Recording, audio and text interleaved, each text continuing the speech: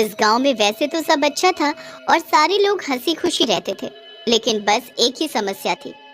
गांव के 30 किलोमीटर दूर तक कोई भी हॉस्पिटल नहीं था। इसी के चलते कई बार गांव वालों ने अपनी जान तक गंवाई थी। एक दिन सब मिलकर पंचायत में इसी बारे में बात कर रहे थे। ऐसे कब तक चलेगा? हमें कुछ न कुछ तो करना ही पड़ेगा ना।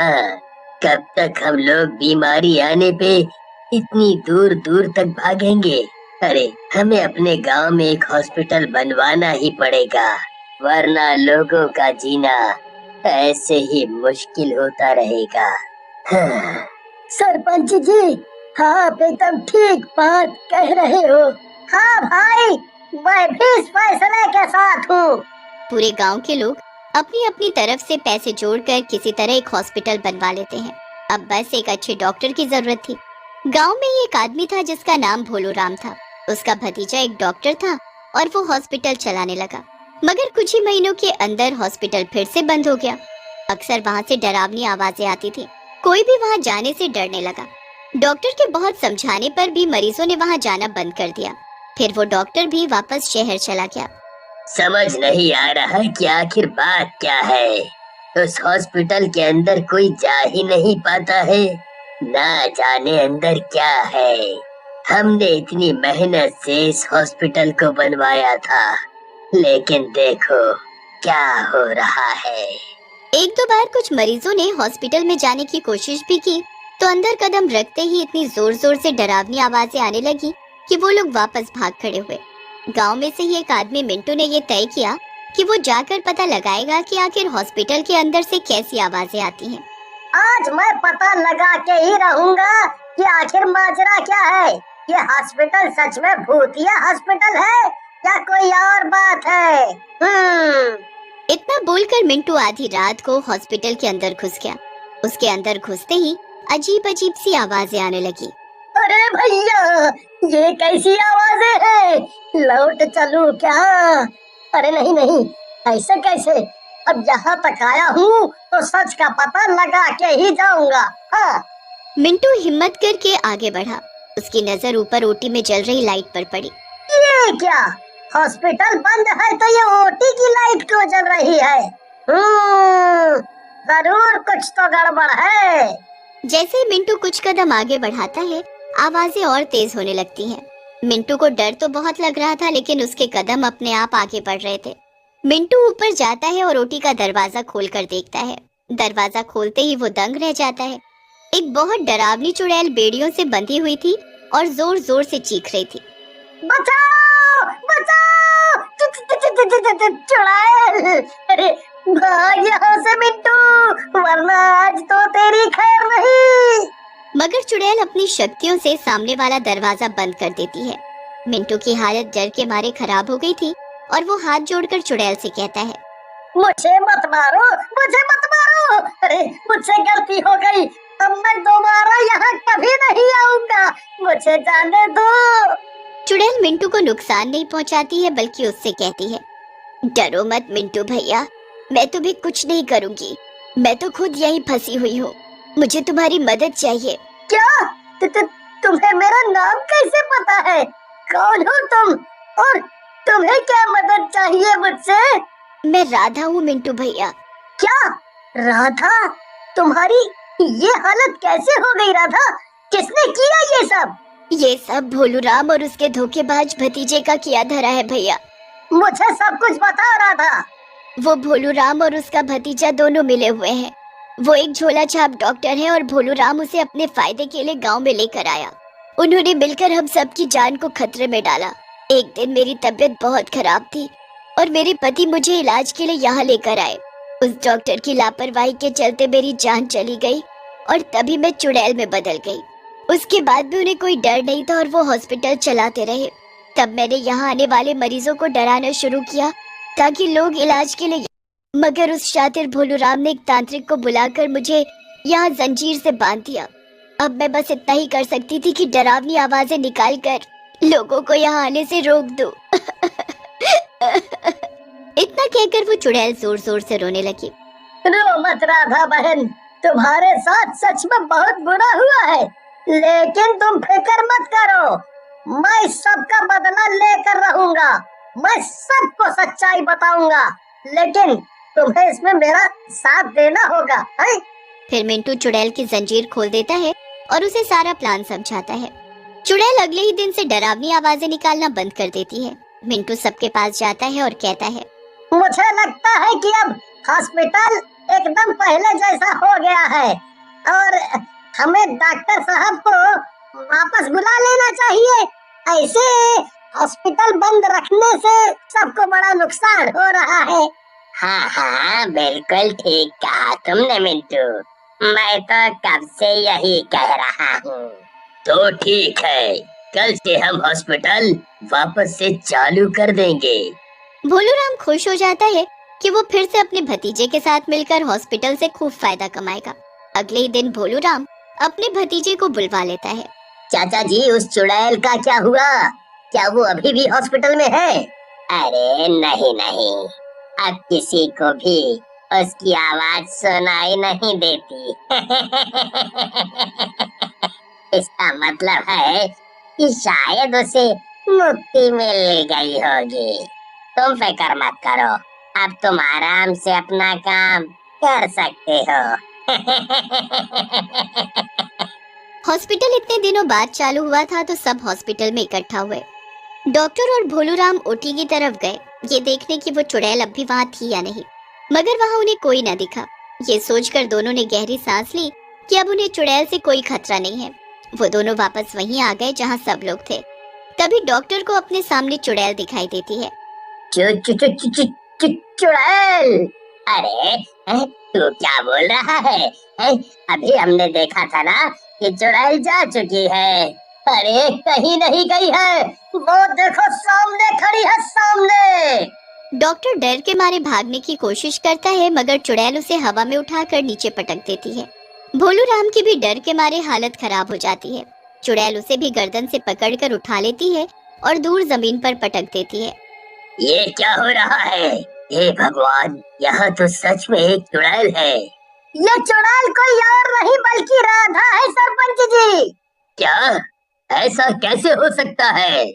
चल नकली डॉक्टर, अपना सारा सच उगल, वरना मैं तुझे जान से मार दूंगी। डॉक्टर डर के मारे सब कुछ तोते की तरह बोलने लगता है। वो अपने किए हुए सारे गुनाह मान लेता है और ये भी बता देता है कि कैसे उसकी गलती की वजह से राधा की जान गई थी। मुझे माफ कर दो, प्लीज मुझे जाने दो, मुझे मत मारो। मेरी कोई गलती नहीं है, सारी गलती मेरे चाचा की थी। तेरी इतनी मजाल, तू मुझे फंसा रहा है? तूने भी तो खूब पैसे कमाए हैं नकली डॉक्टर बनके, हैं? और तो और इसकी जान भी तो तेरी ही वजह से गई थी ना कि मेरी। तुम दोनों ने अपने लालच के चलते कई लोगों का नुकसान किया है, लेकिन अब बारी तुम्हारी है। जब तक मैं तुम्हें खत्म नहीं करती, मेरी आत्मा को शांति नहीं मिलेगी।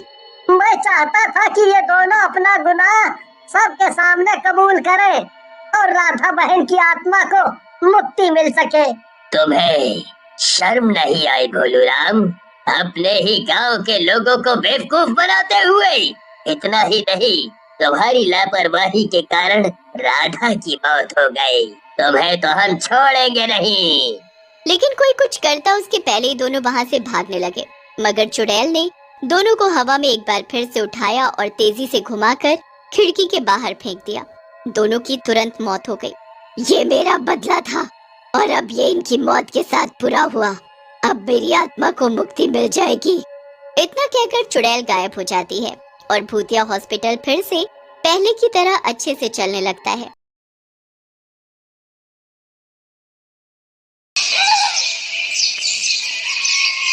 क्या हुआ वर्षा? ये कटोरी का गूथा आटा फेंक क्यों रही है? क्या करूं माँ जी, रात में थोड़ा सा आटा गूथा था, फिर भी एक रोटी का बच गया। अब सुबह उठकर देखा तो आटा फूला पड़ा है। अब जब घर में फ्रिज नहीं होता तो चीजें खराब होंगी ही ना। मैं तो कह कहकर थक गई कि घर के लिए एक फ्रिज ले आओ, पर इस घर में मेरी सुनता ही कौन है। मम्मी, मुझे ठंडा पानी पीना है, ये पानी तो बहुत गर्म है। हाँ मम्मी, अब ये गर्म पानी नहीं पिया जाता और मुझे बर्फ डालकर शरबत वाला ठंडा दूध पीना है। मम्मी, सबके घर में फ्रिज है, हमारे घर में फ्रिज कब आएगा? सुन लिया, अब यूं ही बैठकर मच्छर ही मारते रहोगे या कुछ बोलोगे भी? अरे मच्छर थोड़ी मार रहा हूँ, इस महीने के खर्चे का हिसाब जोड़ रहा हूँ। सब खर्चे निकाल कर ये 600 रुपए बचे हैं।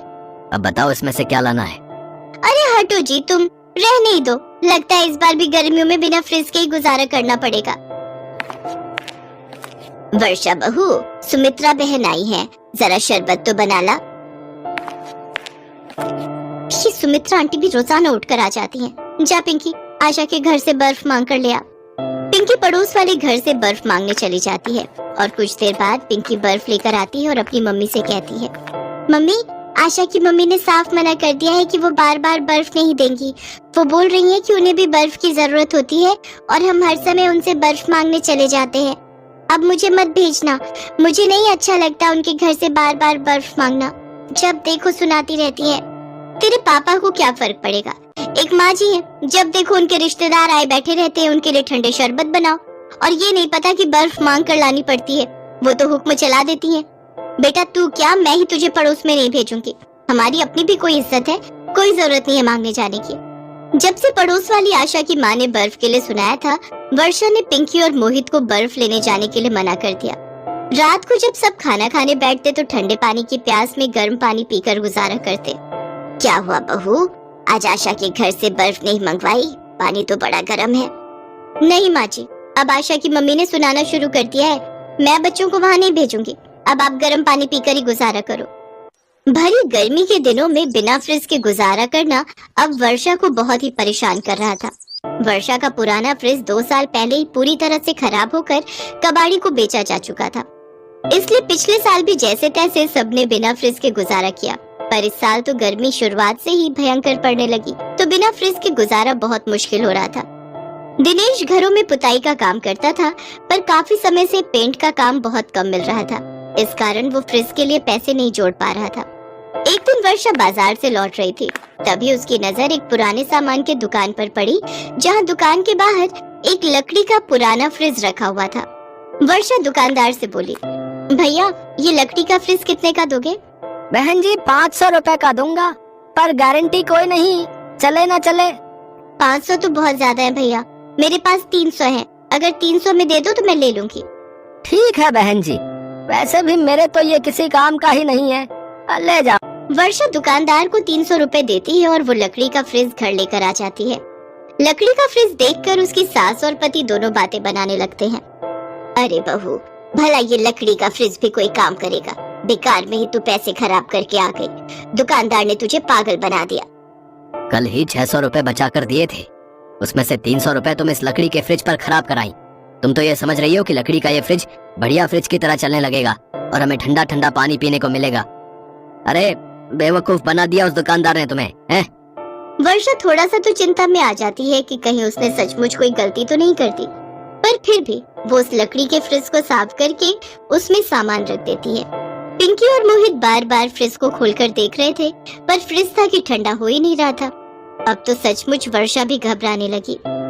मम्मी, इस फ्रिज में तो पानी बिल्कुल भी ठंडा नहीं हुआ, कितनी देर का रखा हुआ है? मम्मी फ्रिज नहीं चल रहा, तुम बेकार ही खरीद कर लाई हो, ये फ्रिज बिल्कुल खराब है ये तो।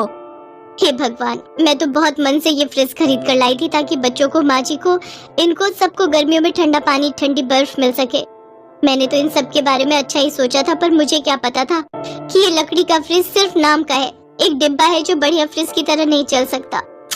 सचमुच मैं भी कितनी पागल हूँ। वर्षा की आंखों में आंसू आ जाते हैं, वो फ्रिज के दरवाजे को बंद कर देती है। तभी पड़ोसन आशा की माँ आ जाती है और वो लकड़ी के फ्रिज को देखकर जोर से हंसती है। लकड़ी का फ्रिज? वर्षा, जरा इस लकड़ी के फ्रिज की बर्फ तो देना, मैं भी इस्तेमाल करके देखूं। आशा कह रही थी कि तुमने नया फ्रिज खरीदा है, मुझे तो लगा पता नहीं राम जाने कौन सी बढ़िया कंपनी का खरीदा है, पर तुमने तो ये सस्ता सा लकड़ी का फ्रिज। मुझे तो हंसी आ रही है, ये खरीदा है। लाओ, मैं खुद ही फ्रिज में से पानी निकाल लेती हूँ, बहुत प्यास लगी है। आशा की माँ जैसे ही फ्रिज को खोलकर देखती है, वो घबरा जाती है। बाप रे, इतना ठंडा फ्रिज! इसमें तो पानी बर्फ बन गया है। इतना ठंडा फ्रिज है ये, इतना ठंडा तो मेरा भी नहीं रहता। वर्षा देखती है कि लकड़ी का फ्रिज बहुत ठंडा हो गया है। सब लोग हैरान हो जाते हैं। पिंकी और मोहित खुशी से उछलने लगते हैं। पड़ोसन अपना सा मुंह लेकर वहाँ से जाने लगती है। अरे भाभी जी, बर्फ चाहिए हो तो मुझे बता देना, मैं पिंकी और मोहित के हाथ भेज दूंगी। पड़ोसन के जाने के बाद वर्षा सचमुच हैरान थी कि अचानक फ्रिज चलने कैसे लगा। तभी फ्रिज में से एक आवाज आती है। मैं एक जादुई लकड़ी का फ्रिज हूँ। मैं सिर्फ उनके ही काम आता हूँ जिन्हें मेरी जरूरत होती है। तुम्हें मेरी बहुत जरूरत थी, इसलिए अब मैं हमेशा चालू रहूंगा और मेरी ठंडक हमेशा बनी रहेगी। तुम आराम से अब मेरा उपयोग कर सकते हो। लकड़ी के फ्रिज की बातें सुनकर वर्षा बहुत खुश हो जाती है। फ्रिज के जादू से मिनटों में पानी ठंडा हो जाता था और बर्फ भी जम जाती थी। अब बनाई हुई खाने पीने की चीजें भी खराब नहीं होती थी। वर्षा और उसका परिवार पूरी गर्मियां आराम से उस जादुई फ्रिज का आनंद लेते रहे।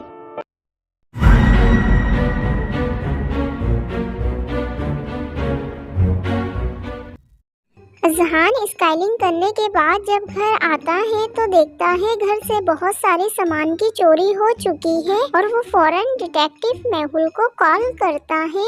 मेहुल भी रास्ता नोट करते हुए अजहान के घर पे आ जाता है और इन्वेस्टिगेशन शुरू कर देता है। मेहुल 3 पीपल को सस्पेक्ट करता है जो अजहान के सिस्टर, आंटी और अंकल होते हैं। अजहान का अंकल मेहुल को बताता है, मैं बेलचेयर पे चलता हूँ, मैं चोरी नहीं कर सकता। सिस्टर भी मेहुल को स्टेटमेंट देते हुए कहती है उसे भी कुछ नहीं पता। आंटी भी मेहुल को बताती है वो क्रिसमस की तैयारी कर रही थी, उसे कुछ नहीं पता। तीनों के स्टेटमेंट सुनने के बाद मेहुल समझ जाता है अजहान के घर से सामान की चोरी किसने की है। दोस्तों, क्या आप इन तीनों को देखते हुए बता सकते हो इन तीनों में से चोरी किसने की है? सोचिए और अपना जवाब कमेंट में बताइए। अजहान के घर से सामान की चोरी उसके अंकल ने की है। मेहुल जब घर के अंदर इंटर हो रहा था, मेहुल ने व्हीलचेयर के निशान देख लिया था, इसलिए मेहुल समझ जाता है अंकल ने चोरी की है। जीनियस, क्या आपने भी अंकल को सिलेक्ट किया था? कमेंट में बताइएगा।